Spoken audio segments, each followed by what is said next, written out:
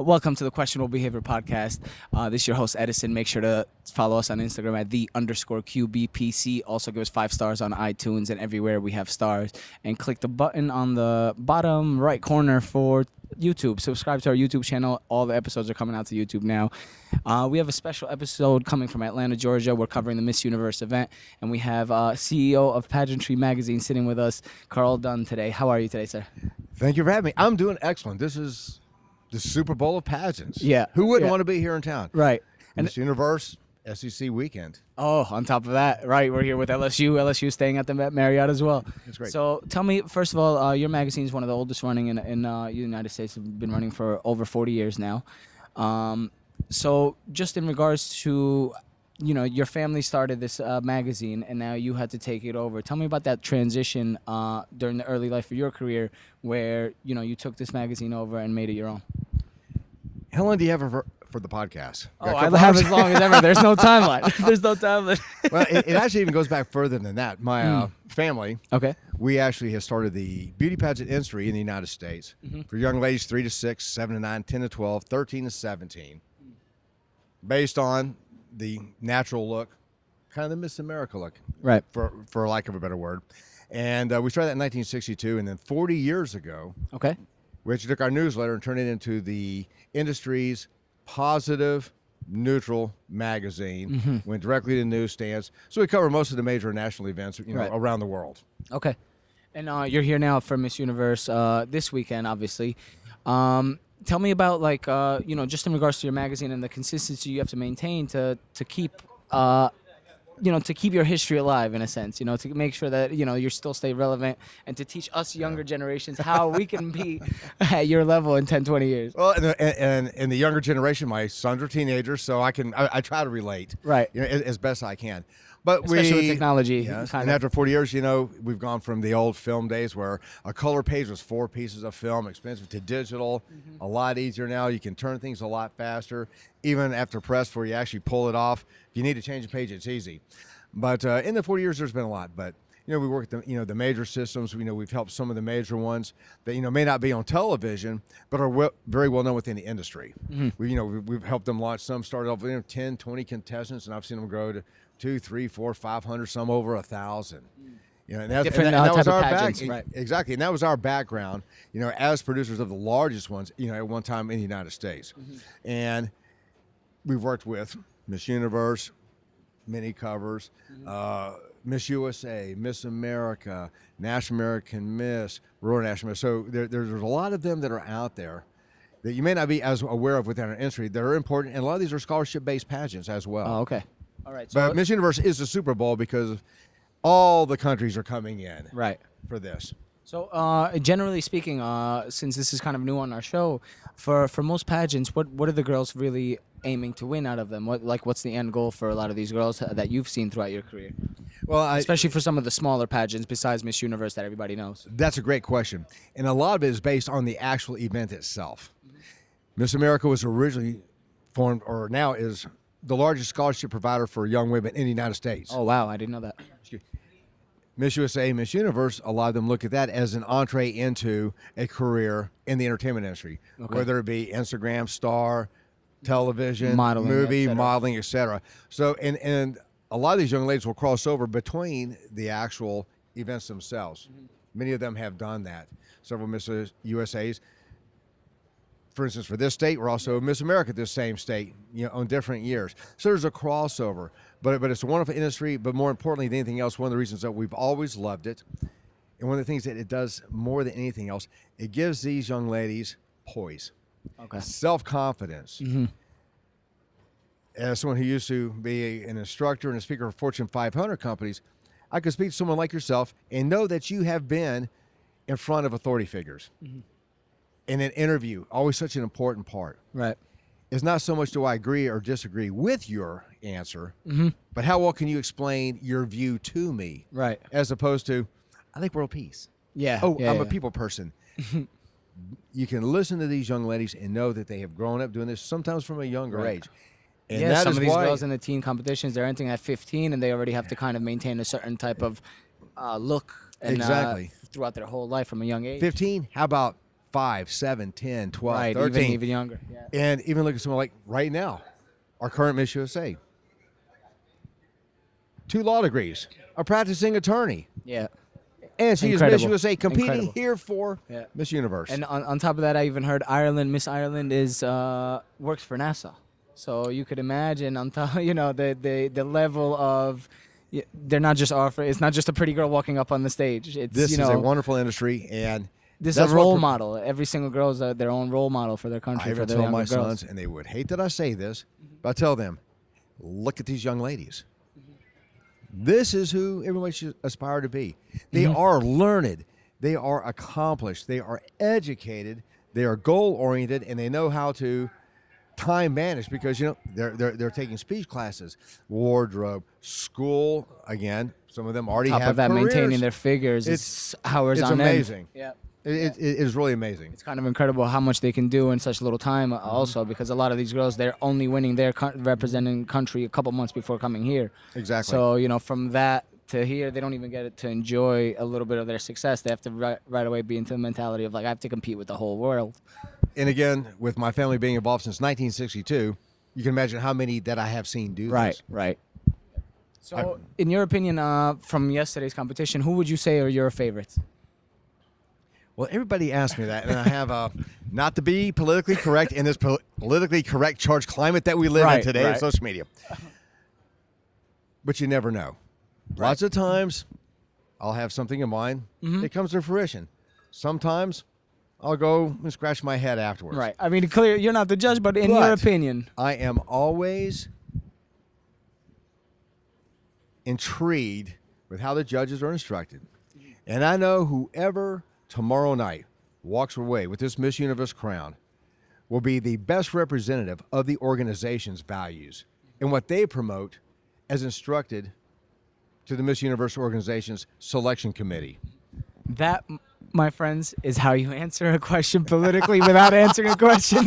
And please learn from this man. And on a selfish note, who will give me, and there's no doubt about it, will be a beautiful cover, and it will be a wonderful interview as well. Yeah, there you go. So whoever wins is the greatest. In other words. Politically correct there. There you go. And again, without kind of, there are different ones. For instance, at some events, there is a mandatory talent competition. And some of these are like on the lines of The Voice or other things. But that is mandatory for them. We're here, there is no talent competition. It is interview. It is swimwear. Some have dropped swimwear. Some have brought swimwear back in. Evening gown. Some also have community service-based points. Okay. So it depends. It's on this. And again, a lot of these young people, and of course they're young to me now. At one time we were all the same age. But you see that they do compete in different ones because it is a growth opportunity. Whether it's at a pageant, whether it's a modeling or talent competition, whether it's at a performing arts. We're now partnering with another one. It's called the World Championships of Performing Arts. And young people, solo, and teams come from all over the world to compete in front of scouts. If you're like Cirque du Soleil, to bring them in as performers. And that's what they win as well. Yeah. So I call it the glamour lifestyle industry. So over the years of you maintaining your magazine, etc., what do you think has changed the most in the pageantry game over the generations? Everything that changes remains the same. The core values never change. Right. You have different competitions come in.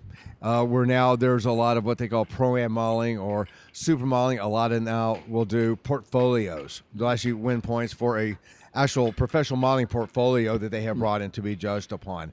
Okay. The core, usually interview, evening wear, party dress for the younger girls, athletic wear or swimwear have always pretty much stayed the same. But again, sometimes now you don't have to compete in everything to win an overall crown. A lot of these newer competitions, they'll do a lot of optionals. Like, I don't have to do talent to win this one, but I can compete in talent to win a talent prize and a talent scholarship as well. That's been the biggest change, is that it's broadened out as opposed to, you want this, you have to go to this event. You want this, you have to go to this event. A lot of them now do it. And not only that, is that the age demographic has expanded dramatically. Normally it was 3 to 6, 7 to 9, 10 to 12, 13 to 17, 18 to 24, or 26, or now 28, depending on the pageants. But now, as opposed to a miss, now a lot of events have a Mrs., a married women, a Ms. Right. One of the fastest growing segments now is the senior ladies, where some of the, young women that I looked up to when I was younger are now competing in that. Of course, now they have the ability, expendable income. They can travel easier than some of the young ladies here that are in school, still law school, or just starting careers. But now you have a range anywhere from, young children up to senior women. Yeah. It has just been amazing how much the pageantry is growing in general. That's been it. It shows how important it is to these people. Right. That no matter how old they've gotten, they've always looked at it. Some of them just enjoy the spirit of competition. Some use it to further a career. Yeah. The senior women just spoke at the United Nations on International Women's Day. Wow. So this is what they're doing out there. A lot of them support the veterans. Right. Wounded warriors. So that's been probably the biggest change, is that it's just been an explosion within, from its infancy. From a couple of competitions, it's just grown to more and more and more, and it's broadened. Hundreds I can't even keep up with them. So now, in regards to Miss Universe, there's been a lot of girls that haven't won, but have used this platform to grow their career a lot further. So what are some tips that you would give a girl entering Miss Universe for the first time on how she can really utilize this platform to their best potential? Well, and that's a great question, especially today. And let's use a former Miss Universe as an example, Olivia Culpo, with millions of followers. Now, some do better than others. Right. And in this day and age, certain genders and genres do better than others as well. Excuse me. And the notoriety that comes with that, you always have to be very careful of that. But it is a launching pad into many other things. Many of these, when I grew up, and the original Catwoman, Lee Merriweather, former Miss America. So it's always been there. But in today's society, and with especially social media, you have such a quicker, instantaneous connection with your followers. Now, followers and clicks don't always translate into money. Yeah. But also, and a lot of companies have stopped using what they call the influencer model. But it gives them an ability to show who they are, what they are, and promote themselves to further normally a career, either within the entertainment industry, modeling, or something similar to that. So tell me about the transition from just being a magazine to now having to keep up with today's world of consistently improving technology. You have new social medias, new types of pages that you have to keep up with on the basically on a yearly level. So tell me about that first initial transition from a magazine to now you have to turn everything into digital. And of course, a lot of the history gets lost with that transition. So tell me about that work with your magazine. And then going to digital with the old film days, what it allows now is someone can go back and look at old magazines for inspiration or to learn something from one of our expert writers, whether it be communications, fitness, modeling, acting, hair, makeup. They're all there. It's a wealth of information. That's been the biggest part going to digital. Also, the speed with which I can now put it together without having to send pages out every night. Got to get the film made. You find a mistake, you're all redoing it. That was always expensive. So digital is making it a little more cost effective, but also speed. But again, with all the other adaptations, love social media, this, whether, the Facebook, the Instagram. We also do the Pageantry podcast, very similar to what we're doing here today. Yeah. And for years that had been on iTunes only. But as of sometime this week, I'm waiting for the go-ahead. It will also be on iHeartRadio. Yep. And we also have the rights to pageantry.tv. So eventually, some young man like yourself may be sitting here interviewing you for me. There you go. So there's, this collaboration is in the works, as you guys saw that. That's almost a signature. Just have your management call me after the interview. I'll have your manager call me. Yeah. But as new things do come out, you always look at it. Again, sometimes it's good, sometimes it's bad. Having that instantaneous. Sometimes I'll let what they would call mainstream media. Kind of get theirs out of the way because then it's gone. It's yesterday's news is this. Right. But because we are the leader of the glamour lifestyle industry, which is what I call it. Yeah. We can cover it more in depth. Mm-hmm. And it's not just for the evening telecast or the clickbait tomorrow morning. Right. This is for posterity and this is for historical sake as well. Yeah. So someone can go back and look at exactly what a certain, Yes. a certain contestant was, what she was going through before the contestant or after, and how she was feeling. And that's something that people can go back to, years on end and see that. Exactly. And give you an example, even a couple of days ago, with Catriona Gray, the current Miss Universe, when she first won last year, we had done an interview with her. Of course, it was released, et cetera, et cetera. Well, before I came up to Atlanta this weekend, we went and re-released it.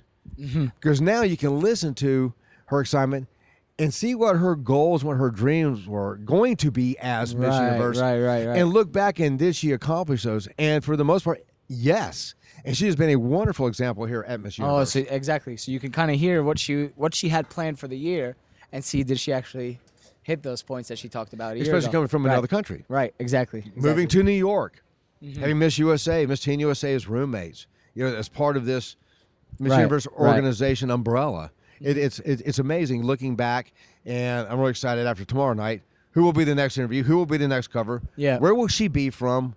What was her background? Where did she come from? And what she's going to do for the rest of the year with this platform that she's given. And how does she become involved, and how does she become interested in this industry? Some grew up in pageantry from younger ages. Some, it was just a fluke. They were discovered in the mall. In another country. Yeah. Interesting I mentioned that, yes. Yeah. Interesting enough, I was talking to actually Miss Iceland's parents, and they told me she didn't own a pair of heels till this year.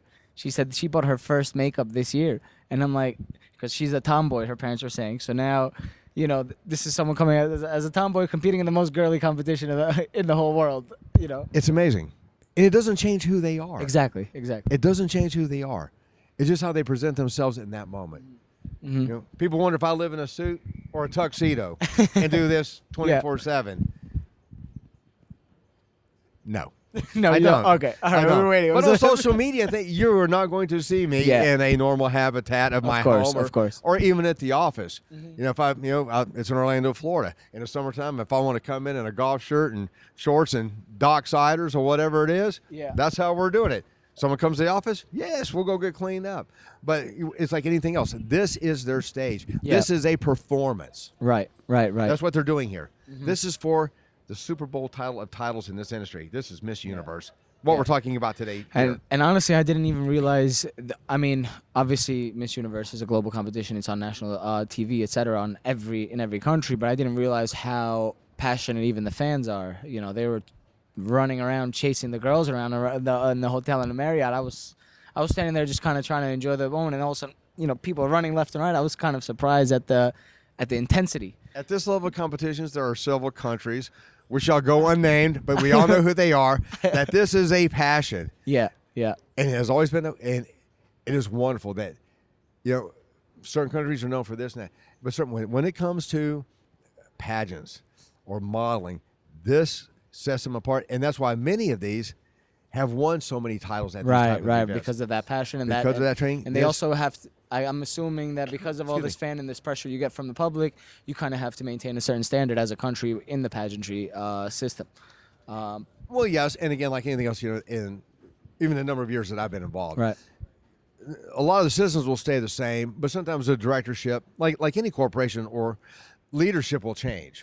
But the core value is still there to carry on. And again, you do adapt with the adapting needs of society and what they want and how they receive their information as well. Yeah. So with that being said, why don't you tell everybody where they can, view your magazine online, where they can check out your podcasts, because it's not just one that you guys are running, it's a couple I think you mentioned. So just tell everybody basically the general information where they can find everything on Pageantry Magazine. Well, easy way, Pageantry Magazine. Everything is branded and consistent. Pageantry Magazine is the magazine's name. PageantryMagazine.com. There you go. Website, Instagram, Pageantry Magazine.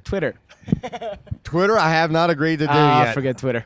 We don't need it. We don't have one either, guys. So I cannot keep up with. Do I sound like I could keep anything under 128 characters? Really? But, That's a good point. That's a good point. But we've always had the Pageantry podcast, and that's really been out on iTunes for probably over 10 years now. And as of a couple of weeks ago, we had just redone a 9,000-page conversion from coding on the website to WordPress, so we can update even faster and have other team members besides just the coders update it after this event, let's say for Sunday night. So now that's updated. But once that's done, all the podcasts are up to date. And we're just waiting for the go-ahead. It's already been submitted. It's already been approved. But the Pageantry podcast will now be coming out as well on iHeartRadio. Right.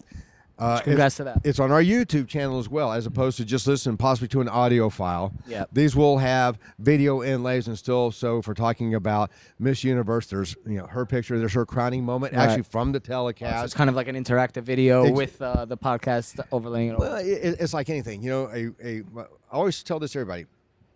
A radio song is only about 3 minutes because of the attention span. Some of these interviews that I do as well, some can go 5-6 minutes, not too bad. Some, depending on the person that I'm interviewing, who speaks very well, could be going 20 some odd minutes, and you're still trying to edit it down. So we do lay those in just as we talk about this. There's photos of this. Then we talk about swimsuit. Oh, there's a swimsuit photo. Evening gown. There's the evening gown. Because it keeps the listener involved, as opposed to just yawn. Okay, cut it off after a few minutes. It's almost like Pink Floyd's "Dark Side of the Moon" sometimes with me. Well, keep on going, and that's just today's society. Because when you're sitting here and scrolling up, it literally takes 10 seconds to go see something new. So that's the society we're in today. But I feel like years ago, people actually sat and listened to interviews much longer. And even with our fans, they already know. This is a platform that we try to make timeless interviews. I'm not here to give them a quick 5 minutes of controversy. This is an interview that people 20 years from now, a pageantry girl can listen to this and learn how she can portray herself better, etc. So, I hope I'm enlightening your listeners a little bit. For sure, definitely. Especially this is a whole new world for them in general. So, it's I thank from you me for sitting in this part of the couch as opposed to that part of the couch. Well, before we end, you have to give everybody your podcast voice. I mean, come on. Give them serious? Yes. We need to hear your intro to your podcast. All right.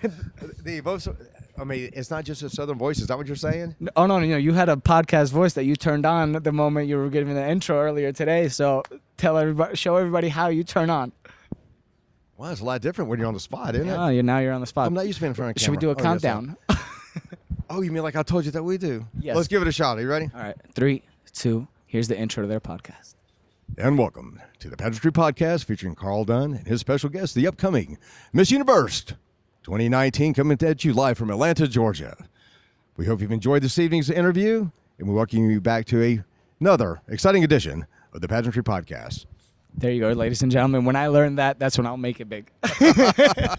All right. Thank you so much, everybody. Don't forget to subscribe to our YouTube. Give us 5 stars on iTunes and everywhere we have stars. And make sure to check out the Pageantry magazine and the CEO, Carl Dunn, over here with a lot more Miss Universe content coming out.